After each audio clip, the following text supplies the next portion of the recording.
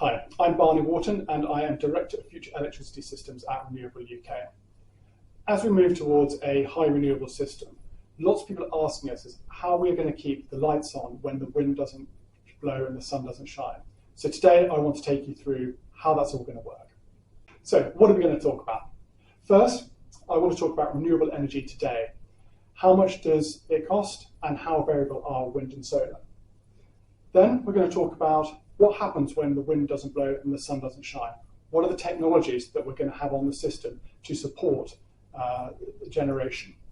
And thirdly, when you add these to the grid upgrades, what does it mean for consumers at the end of the day? So let's dive in. So first, how cheap is renewable energy today and how variable is it? Well, the great news is that renewable generation is now incredibly cheap. On the left-hand side, you can see the cost of offshore wind has fallen dramatically over the past decade, from around 150 euros a megawatt hour in around 2012 to just 50 euros a megawatt hour today. So that's a third of the price that we saw just a decade ago. On the right-hand side, you can see the cost of onshore wind and solar. And if you focus on the orange dots, these are the costs that were actually achieved in auctions and tenders around the world. And how does renewable generation compare to other technologies? Well, you can see that they are much cheaper than the other options. These are charts produced by the Carbon Brief, looking at BEIS's cost of energy reports over recent years. And what you can see is that renewable generation has become much, much cheaper and is now much cheaper than gas or gas with CCUS or nuclear in today's markets. So renewables are the cheapest option available to us. Much of this cost reduction has been driven by innovation in the sector, in particular the growth of wind turbines. And you can just see how much they have grown from the start of the millennium, a 2 megawatt turbine, maybe 100 meters, to the sorts of turbines we're building offshore now at 13 megawatts, pushing 250 or even 300 meters. And to give you a sense of the scale of the turbines today, this is the nacelle of the GE Haliade X, and you can just see how large it is compared to all the engineers and people that have helped build it. As you all know, electricity prices have risen dramatically in recent months, and you can see that in the blue line on this chart. Prices were around £50 a megawatt hour at the start of 2021, and they've been spiking at prices as high as £400 a megawatt hour this year. And that's a huge impact on consumers. The main way that we procure offshore wind, and indeed onshore wind and solar in this country, is through the contracts for difference. And that procures energy at a fixed price for the contract duration. And you can see those prices in the horizontal lines.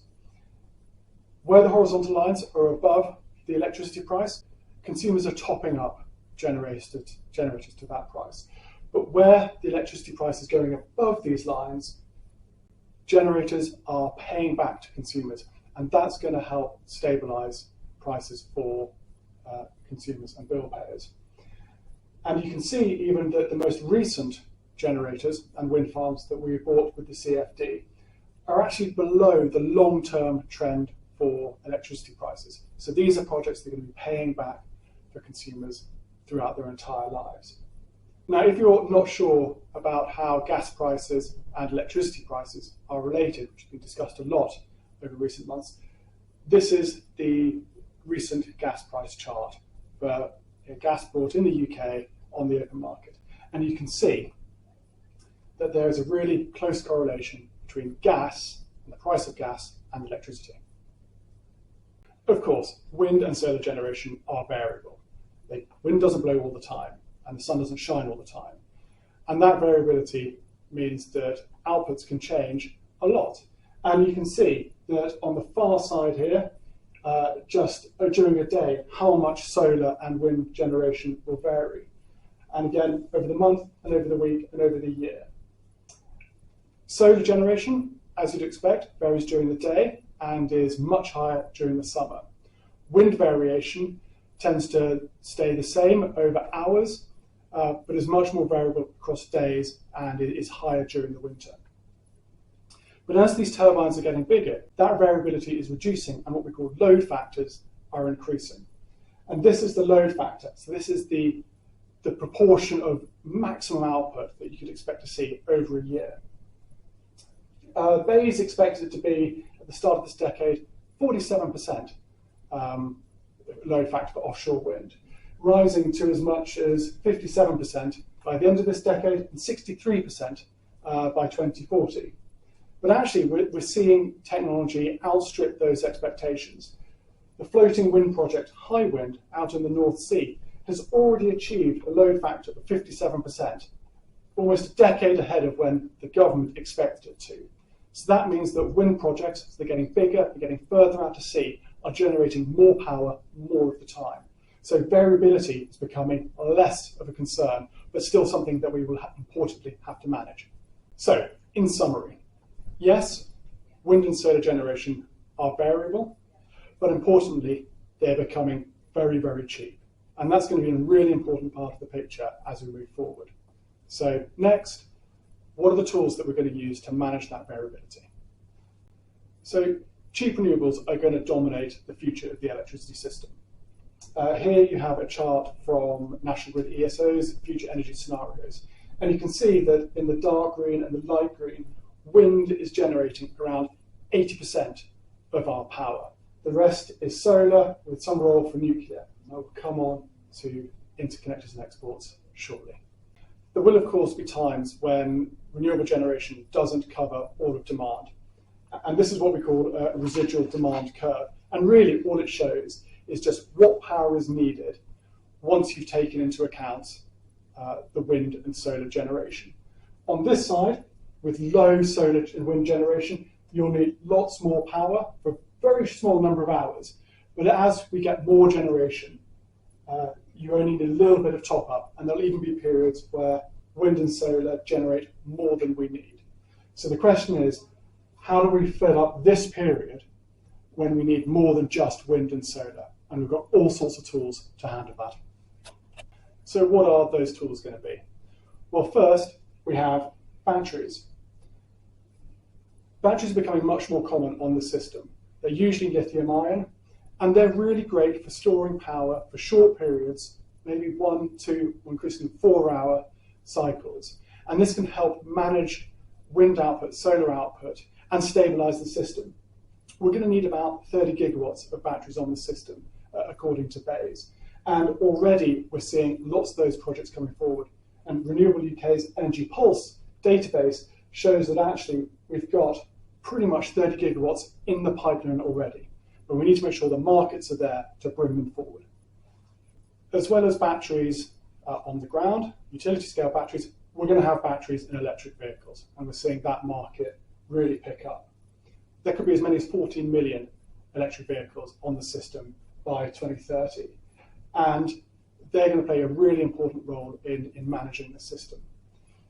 Smart charging, so when you'll be paid to charge your vehicle when electricity is abundant from wind and solar and cheap, will be a hugely important part of managing supply and demand.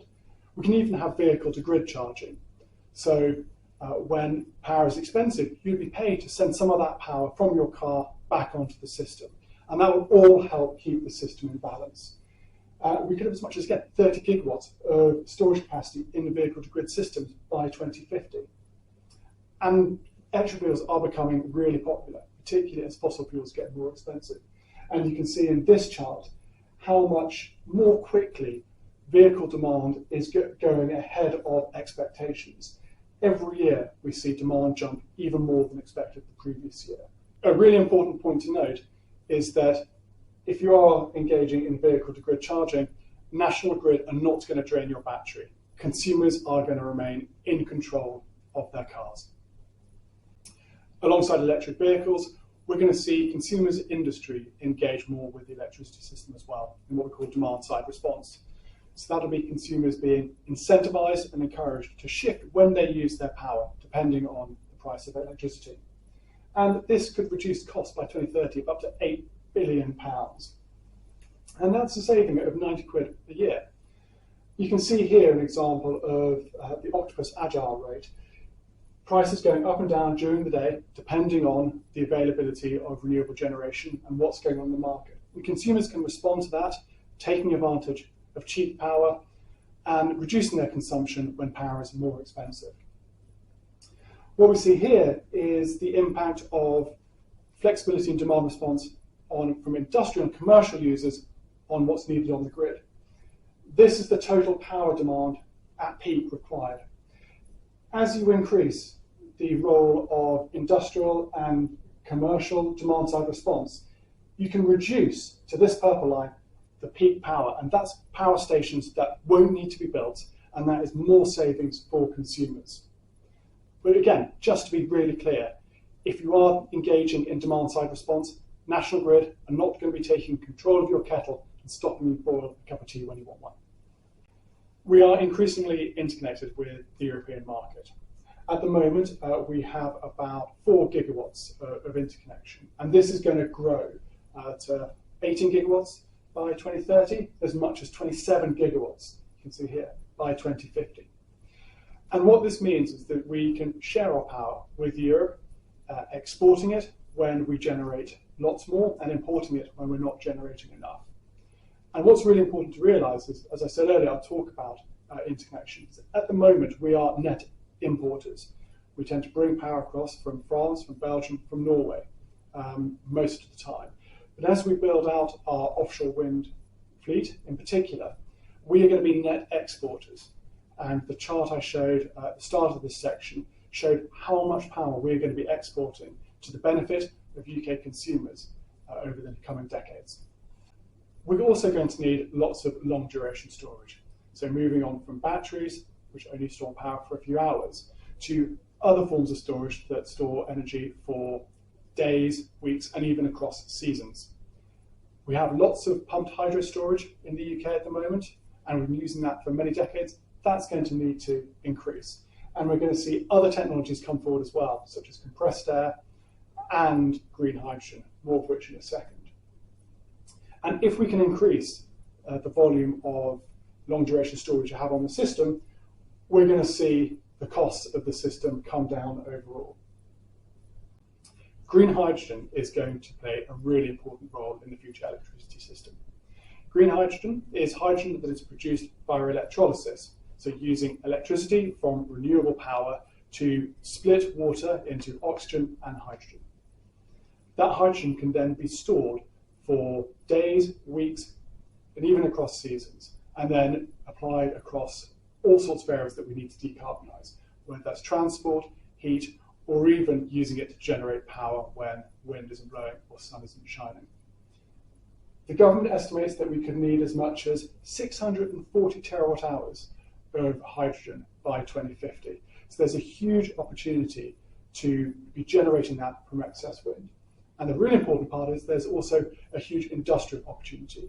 We already have companies like ITM Power building electrolyzers in the UK, and we can maximise that to generate as much as 120,000 jobs by 2050, supporting industrial growth and levelling up across the country.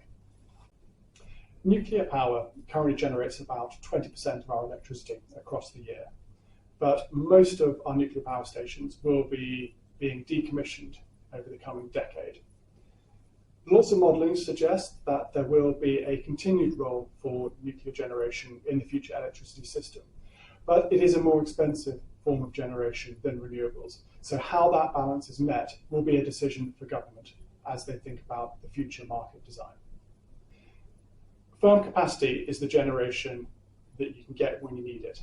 It's the plants that you can turn on and off quite quickly.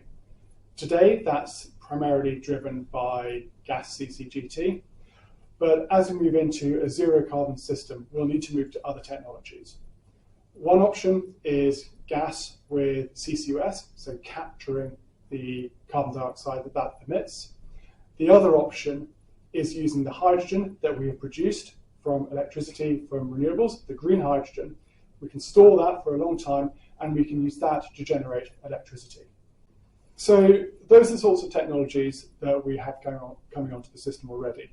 But there are other new innovative technologies that are in development right now that could play a really important role in the system. For example, gravity-based systems, so using the potential energy of very large weights and essentially dropping those down mine shafts and using that power to generate electricity and then storing it by lifting those weights back up again later on. We have flywheels, going to be really important for maintaining system stability, just very large spinning mass to keep the frequency on the system stable. Again, a really important role. Down here we have an example of dense water pumped hydro. The challenge with pumped hydro is that you need either a very large lake or potentially very tall mountains to get the power you need. With this dense water, you need much lower mountains, just on hills or even in buildings, or not as much water. So that's kind of an exciting one coming forward. And finally, synchronous condensers, doing a similar job to flywheels, keeping the system stable, managing frequency in a high renewable system. So some really exciting new technologies coming forward to help manage a high renewable system. So when you add all this together, is the renewable revolution good for consumers? And the short answer is yes. I'm going to turn to some research now from LCP and SSE, and they basically show that when you bring more renewables, particularly offshore wind, more low carbon thermal generation, like hydrogen generation, more storage, as well as essential market-wide reform, and building out a more coordinated network, consumers will save around £50 billion over the course of the next 3 decades. And finally, this isn't a story that's true just in the UK, but across the world. And this analysis from the International Energy Agency shows that as we increase our volumes of renewables and reduce our reliance on oil and gas, total cost to consumers is going to go down. So a high renewable system makes sense wherever you are.